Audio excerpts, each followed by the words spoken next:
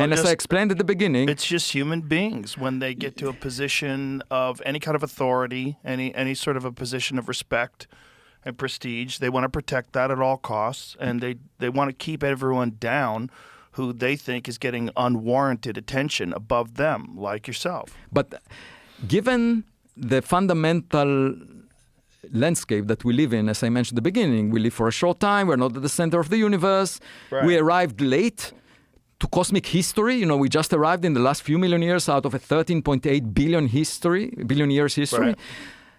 Right. The cosmic play is not about us. If you arrive late to the play, at the end of the play, you are not at the center of stage, it's not about you, okay?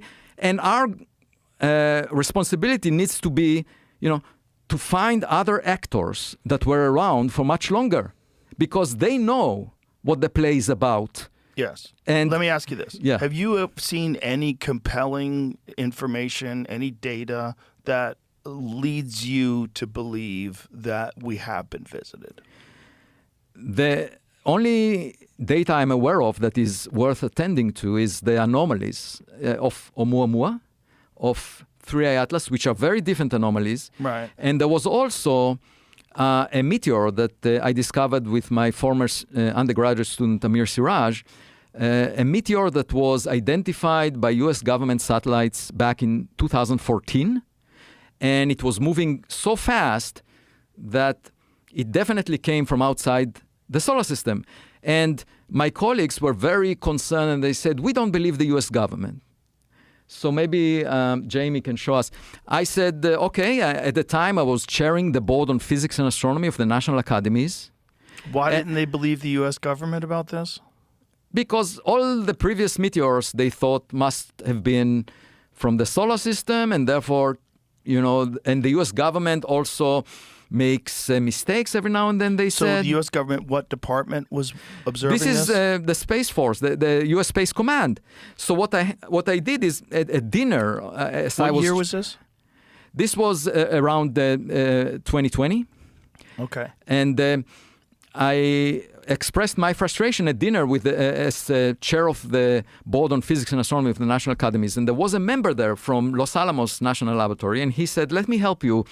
We managed to reach out to the U.S. Space Command through the White House at the time, and we got an official letter from the U.S. Space Command saying, we looked at the data, and we can verify the 99.999% that this object, this meteor, which was roughly half a meter in size, came from outside the solar system. That's what they said. At that point, I decided to lead an expedition to the Pacific Ocean, where the explosion was identified from the fireball. There was a huge amount of light. To go there and search for the materials from that object because it was moving fast. It was moving at 60 kilometers per second relative to the solar system, very similar to 3i Atlas. So it was fast. And moreover, the object maintained its integrity down to the lower atmosphere. It didn't explode until it got within 20 kilometers of the surface of the ocean. So it must have been extremely tough, much tougher than all the previous meteors cataloged by NASA. Okay, so I can show you some images from that trip to the Pacific Ocean. Actually, it was documented by Netflix, and there will be a documentary coming out within a year, next year, 2026. This was the team of researchers that came with me on the deck of the ship, and we collected materials with a magnetic sled. This is a sled with magnets on top of it. You can see the Netflix team at the lower left here. And then I brought the materials in this suitcase that you see here. I shipped it by FedEx to my home. This was a $1.5 million expedition. So why would you ship it by FedEx? Why wouldn't you just carry it with you? Because I was worried that somewhere in the airport they would say, no, we have to confiscate that. But don't they know who you are? Can't you get somebody to call in? I don't want to take any risk. So it's just a bunch of metal? No, what did you here find? you can see the material. So it's mostly sand from the bottom of the ocean, 2 kilometers deep, 1 mile or so, a little more than a mile.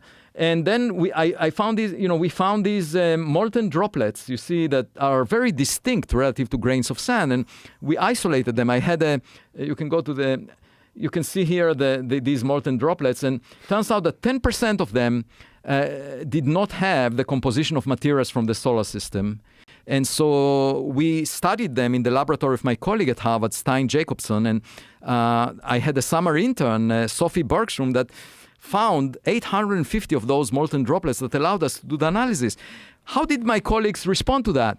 They said, oh, he went to the wrong place because there was a seismic signal that could have been misidentified and could have been a truck passing nearby. And so a reporter from the New York Times said, oh, they went to the wrong place because it was not a meteor, it was a truck. And I wrote to the reporter and I said, how irresponsible are you? You didn't even ask me. The data that led us to this place was based on the fireball, on the light that was detected by US government satellites. And the US Space Command confirmed the location. It was not based on the seismic detection of the signal. We just looked and found this. So seismic. It seems like your colleagues are contacting the New York Times to try to dismiss you. I wrote to the editor at the time and said, look, if this is what you write about science, how can we trust what you write about politics? Right. Yeah. So these objects, these very small molten droplets, right. What did you determine from them? We found that 10% of them had a chemical composition different than solar system materials that were found before. And again, my colleagues, some of them, said, oh, they found coal ash, the burnt material from coal. So we said, okay, well, let's check.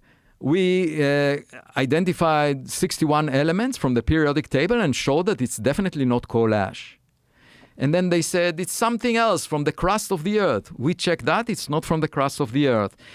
It's an endless battle to basically, they can throw mud without having access to the material. But I don't understand. This is a known meteorite. It hit Earth. You collected pieces of material from the scene where it hit. Right. And they still want to dismiss it. Yeah, they say the government cannot be trusted. They raise a lot of dust. If you raise a lot of dust, you can say, I don't see anything. Well, you get the New York Times involved, too, which is even stupider. Well, that's so crazy that the New York York Times jumped in without contacting But this is the landscape I have to operate in. And the one thread through this landscape is that common sense is not common. Right. Well, it seems more than that. It seems like a coordinated attack. It seems like a bunch of people have a personal vendetta. Yes. Which is probably based on some petty jealousy. And also, they just don't like people stepping ahead of them. I told my students in the class, I said, on the first class, I said, what is the strongest force in academia? It's not gravity. It's not electromagnetism. It's jealousy. I would hope it's curiosity. That's what sucks. That's what brought me into science. Well, that's what you display. And I'm naive. I don't change my reason for doing something just because other people misbehave. I feel like I'm attending a party where the attendees are misbehaving, and all I can hope for is for a guest to show up and change the situation. One reason I'm seeking intelligence in interstellar space is I don't often find it in academia.